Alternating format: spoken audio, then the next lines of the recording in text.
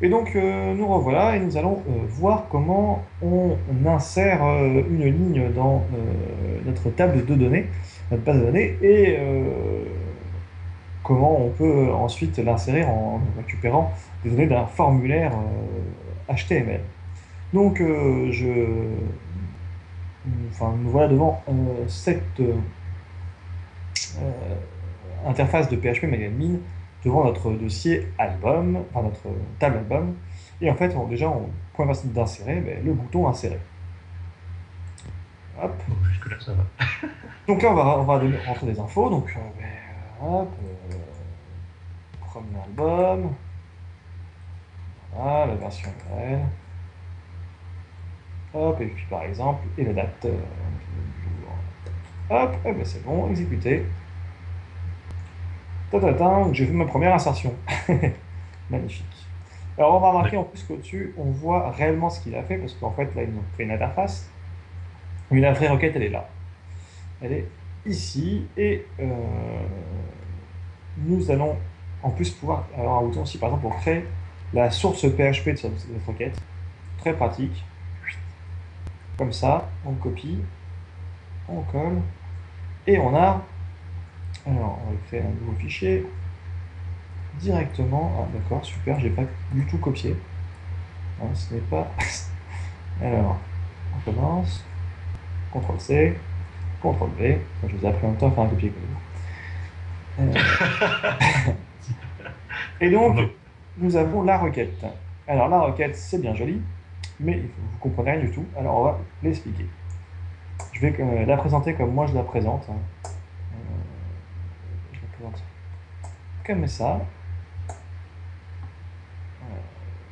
Donc, la requête, c'est ce qu'il y a entre mes deux guillemets.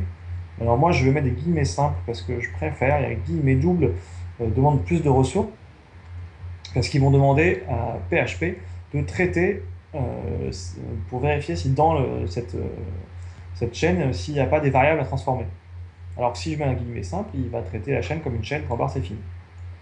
Donc D'accord. si jamais on veut mettre des variables, eh bien, on fermera nos guillemets pour mettre une variable, ce qui est beaucoup plus rapide. Donc la requête commence par insert into, donc en gros, ben, c'est une requête d'assertion, hein, au moins connaître son nom. Et ça insère dans quoi? Dans notre table album.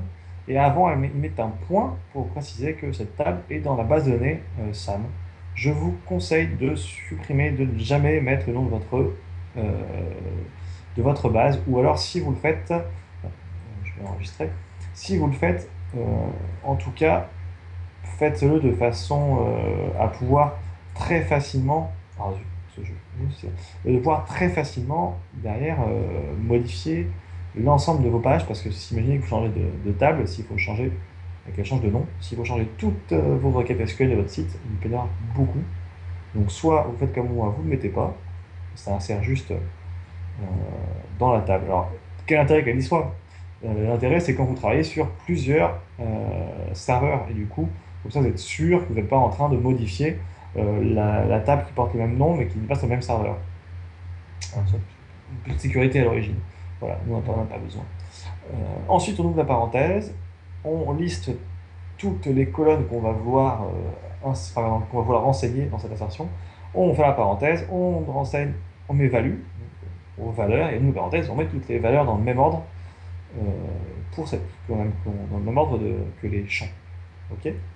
D'accord. Puis on fait la parenthèse, on fait point virgule pour fermer, enfin, pour dire qu'on a fini cette requête. On pourrait d'ailleurs, à la suite, un peu comme on fait dans les autres langages, rajouter une nouvelle requête et mettre deux points, enfin mettre point virgule, en fait, et on enchaîner toutes les requêtes. D'où le fait de faire attention à protéger ce que rentre l'utilisateur, parce que si un utilisateur vicieux, au lieu de mettre premier album, mettrait je ferme les guillemets, ferme la parenthèse, point virgule, puis je mettrais une nouvelle insertion, hein, ah ben là ça marche, ça ferait une nouvelle requête, et puis il referait point virgule, il referait n'importe quoi pour la suite, blabla, et votre serveur ben, ferait comme il faut les deux premières requêtes. Alors Ouais. qu'on ne voudrait pas. Donc pour ça, il faut protéger les données qu'on rentre. Et donc ensuite, ben, on va rentrer. Alors moi, très souvent, je ne renseigne pas dans mon insertion l'idée. Je l'enlève parce que de toute façon il sera mis automatiquement. Voilà, donc là je vais juste mettre les autres. Donc nous avons créé précédemment un formulaire HTML et donc on va voir comment on va récupérer ces données et les insérer nous-mêmes. Donc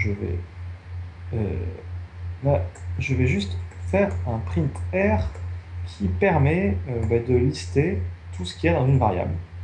Et je vais lister la variable post du même nom que la méthode de notre formulaire post. Hein, je pense que ce n'est pas un hasard. Alors, donc, deuxième album. Ah,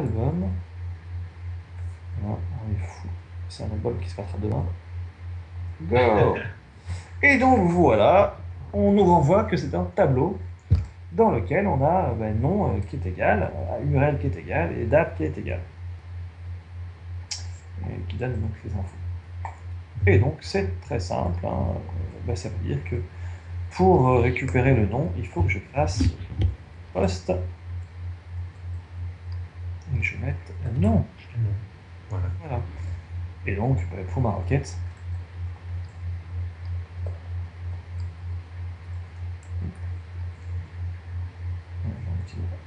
voilà. Donc on fait pareil pour. Que tu mets entre deux points.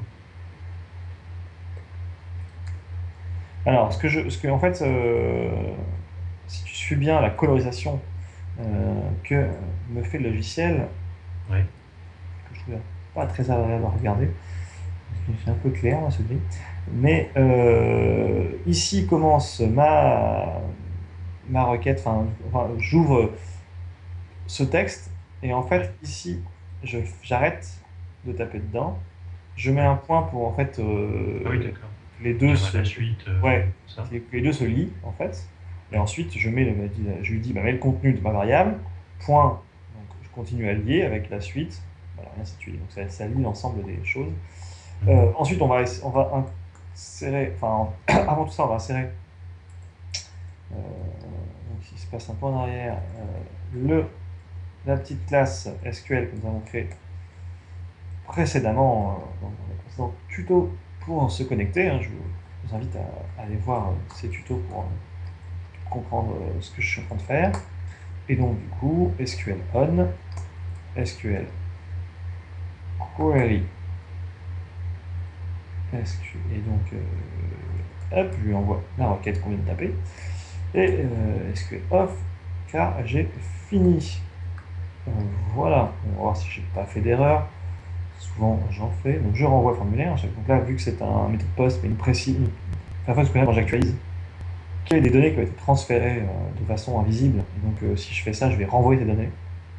Donc on fait envoyer, hop, et j'ai l'impression que je n'avais pas dû enregistrer parce qu'il me remet le contenu du tableau alors que normalement je ne l'ai plus. Maintenant c'est juste qu'il n'est pas envoyé. Et voilà. Je n'ai aucune erreur qui s'affiche. Je dois avoir dans ma table maintenant mes deux données qui sont bien enregistrées. Je vais, tant que j'y suis, faire une dernière petite chose, en fait, parce que un truc qui est vachement bien, c'est de connaître, une fois qu'on a fait cet insert, le numéro de notre ligne là. Ça peut être utile. Par exemple, imaginons que à la suite de cette insertion, j'ai envie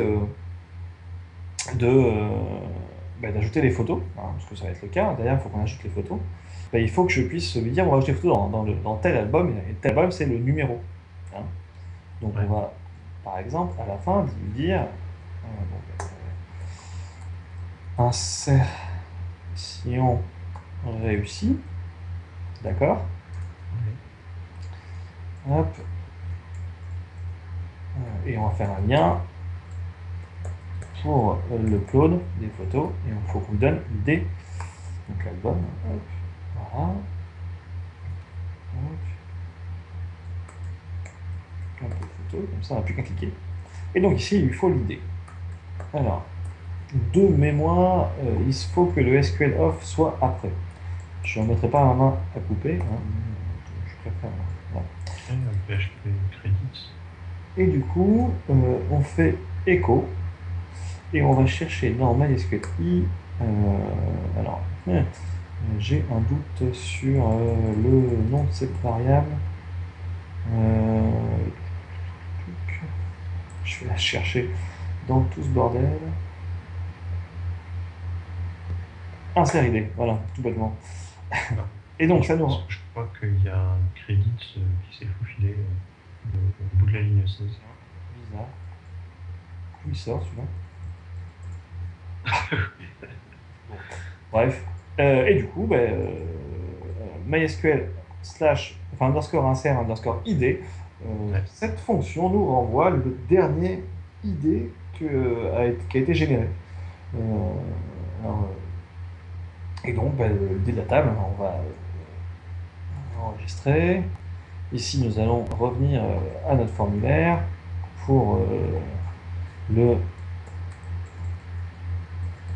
troisième album. Voilà. Et on change la date, on est fou.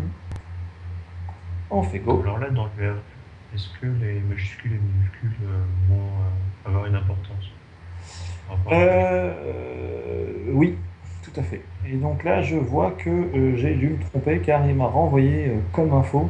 Warning! Ah oui, Il manque quelque chose, hein. Et donc, une petite erreur que nous allons corriger. En fait, c'est juste que on va rajouter une fonctionnalité à notre classe SQL parce que je ne m'en rappelle pas. Mais en fait, pour avoir le dernier ID, c'était donc un CRD. Hop. En fait, on a besoin de demander à notre requête SQL, c'est comme ça, et du coup, un ser ID. Tac. Et donc, cette fois-ci, on va en arrière. Hop. Il s'appelle troisième, mais en fait, il va s'appeler. Ah oui, donc là, il y a une erreur. Duplicate action, c'est mal bon, parce que j'ai voulu aller vite, mais j'ai refusé que les URL s'appellent deux fois pareil. Voilà. Bon, 4, oula. 4, bon, c'est pas grave. Allez, go. Et cette fois-ci, nous avons bien toujours pas, parce que j'ai rajouté la fonctionnalité, mais je ne l'ai pas appliquée à ma page. Aïe aïe aïe, Samuel, tu vas trop vite. Insert. Voilà.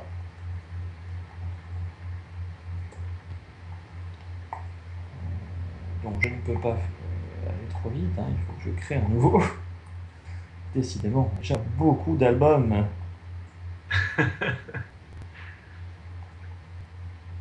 Et cette fois-ci, il porte bien un numéro, comme dans la base de données. ah, voilà. Qui est d'ailleurs le numéro 6, parce que le 4 n'a pas été créé. Ça a été sauté sur l'erreur. Voilà. Dernière chose à faire attention, protégez absolument les données. Comme je vous ai dit tout à l'heure, vous pourrez très bien, quelqu'un de mal intentionné, utiliser votre requête pour en faire autre chose. Et du coup, on va utiliser la fonction escape que j'avais créée dans ma classe, hein, qui est ici, qui va du coup enlever à votre texte toutes données illicites. Et en plus, même pour quelqu'un qui est sérieux, comme sur mon administration, ne sera accessible qu'à moi et ma femme. Oui, mais on peut très bien utiliser nous-mêmes des caractères qui pourraient faire planter la requête sans s'en rendre compte. Et du coup, comme ça, avec un petit escape, on n'a plus de problème. Voilà, c'était notre première requête d'insertion. Oui. Des questions? Non, ça va pour l'instant. Ah ben voilà, pour ce tuto.